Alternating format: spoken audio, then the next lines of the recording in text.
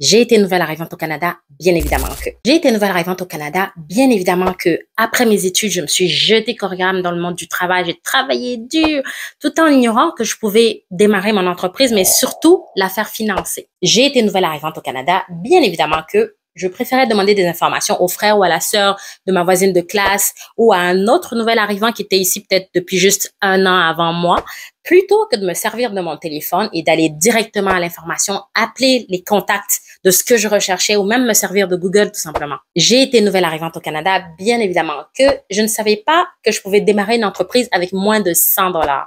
J'ai été nouvelle arrivante au Canada, bien évidemment que je ne savais pas, j'ignorais complètement qu'il existait des prêts de subvention spécifiques pour minorités visibles, pour personnes de couleur, pour nouveaux arrivants, pour immigrants qui désirent démarrer une entreprise. J'ai été nouvelle arrivante au Canada, bien évidemment que j'étais convaincue que faire une demande de financement pour entreprise était un processus hyper compliqué, tellement long, difficile et que j'avais aucune chance d'obtenir une réponse positive. Mais j'ai eu plus de 120 000 $, notamment grâce à mon plan d'affaires. J'ai exactement le même modèle pour vous et si ça vous intéresse, juste cliquez sur le lien dans ma bio et allez chercher mon modèle préfet. Et si comme moi par le passé, vous êtes présentement en recherche de financement, ne vous cassez plus la tête. Cliquez encore une fois sur le lien dans ma bio et allez chercher le CFRE.